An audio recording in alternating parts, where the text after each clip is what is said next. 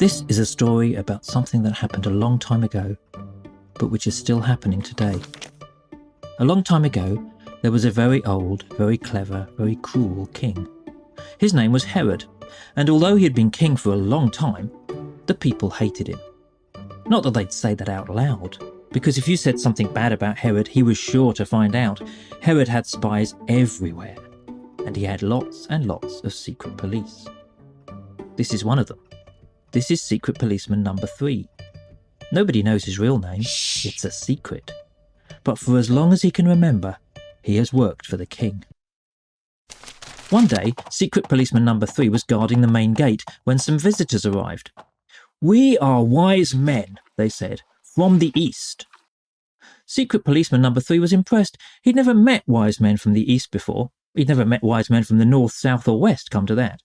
"We have travelled a long way," said the first one. "A very long way," said the second one. "A very, very, very long way," said the third one. "We have come to see the new prince," said the first wise man, "following the star in the sky." "We don't have a new prince," said Secret Policeman Number 3. "All we have is an old king." "Then take us to him," said the wise men. So Secret Policeman Number 3 took the wise men to the king. "We have travelled a long way," said the first wise man. "A very long way," said the second wise man. "A very, very, very—" "Never mind that," said the king. "Why are you here?" "To see the new prince, of course," said the wise men. The king stared at them. "What new prince?" he demanded. "The one, foretold by the star?" The king looked very angry, and the wise men began to think that maybe coming to see him wasn't a very wise thing to do. Herod turned to his advisers. "Would anyone like to tell me where this new prince might be found?" he asked. The advisers looked at each other nervously. Quite often the king asked them questions as a kind of test. Answer it wrongly, and very bad things might happen to you. In our scriptures," said one of them eventually, "it says something about Bethlehem."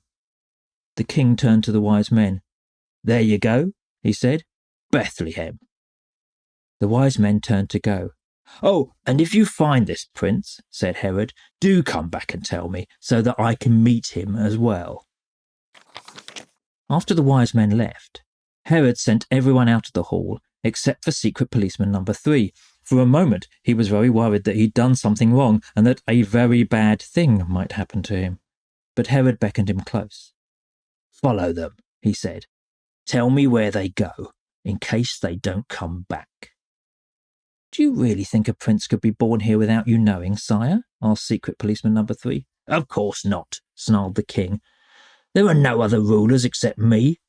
But he might be a threat all the same. People might follow him instead of me. So find out all you can and keep it secret. Go in disguise." "Yes, sir," said Secret Policeman Number 3 excitedly. He loved disguises. He rushed to his special top-secret disguise cupboard and dressed up in the shabbiest clothing he could find. "I'll go as a shepherd," he declared. Then he grabbed hold of Nellie, his favourite toy sheep, and disappeared into the night. If there was one thing Secret Policeman Number 3 was good at, it was disappearing into the night. The problem with the night, of course, is that it's very dark, and Secret Policeman Number 3 didn't know the way. Then he looked up into the sky and saw the star that the wise men had mentioned. "I've never seen that star before," thought Secret Policeman Number 3. "It's all very odd." The star lit his way to Bethlehem, and he was just making his way carefully through the town when crash! He ran straight into a group of people.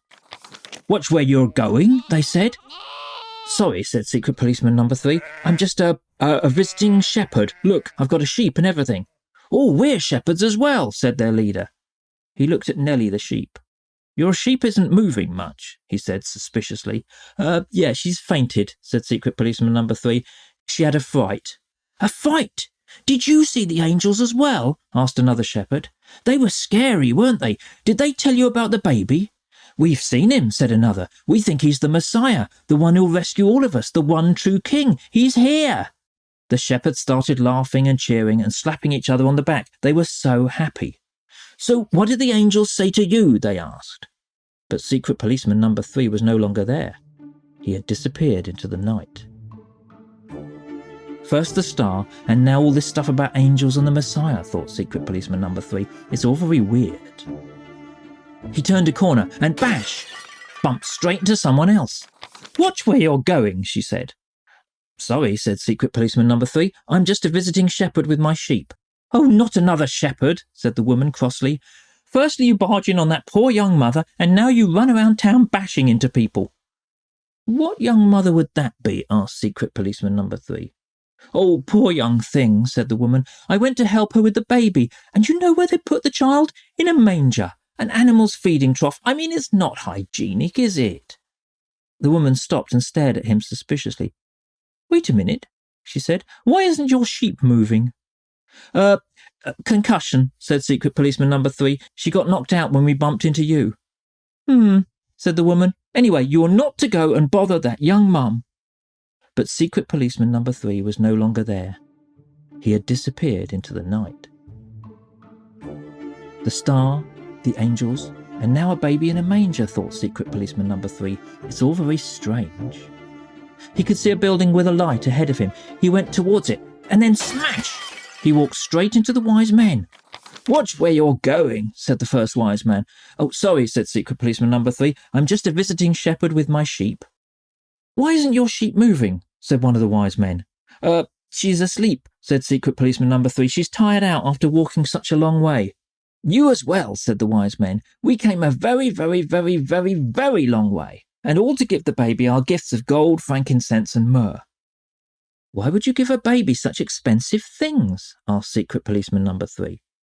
Oh, he's not just a baby, exclaimed the wise men. He's God's special gift to us all. He will save all of us, and we're going to go back home and tell others all about it.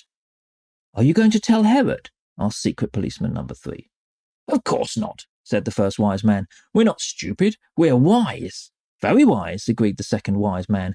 Very, very, very. Hang on a minute, said the third wise man. How did you know about Herod? But Secret Policeman Number 3 was no longer there. He had disappeared into the... Well, actually, he'd gone in to see the baby. It was not a place you'd expect to find a prince. It was dark and smelly and dirty, and there were animals there. But as Secret Policeman Number 3 looked at the mother, the father, and the baby sleeping in the manger, he had the strangest feeling. The star, the angels, the manger, the gold, frankincense and myrrh, he thought. It's all very wonderful. All his life, Secret Policeman Number 3 had obeyed orders. All his life, he believed what he'd been told by the king. But what if this baby really was a kind of prince? What if the angels really had been telling the truth? What if he was God's special gift? Suddenly, Secret Policeman Number 3 realised this little baby was the most important thing in the world. Hello, said the father. Another shepherd. Your sheep doesn't look too well. Oh, I'm not a shepherd, said Secret Policeman Number 3. This is a present for the baby. Thank you, said the mother.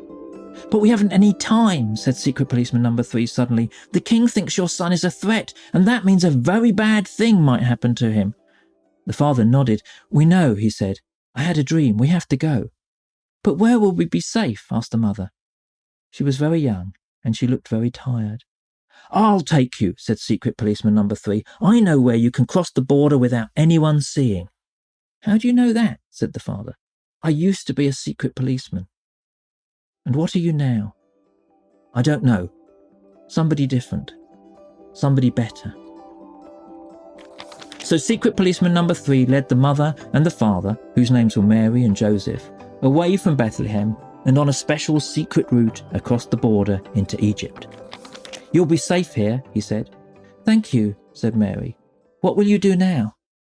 Oh, I don't know, said Secret Policeman Number 3. Maybe I'll become a shepherd. I've got the uniform. If Herod finds out that you've helped us, he will kill you, said Joseph.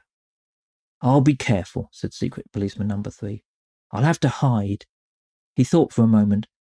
But maybe in the future lots of people will believe that your son is the true king, and there will be other rulers and kings who won't like that at all, so maybe a lot of us who follow your son will have to hide. He turned to go. Wait, said Mary. I don't even know your real name. But Secret Policeman Number 3 was no longer there. He had disappeared into the night.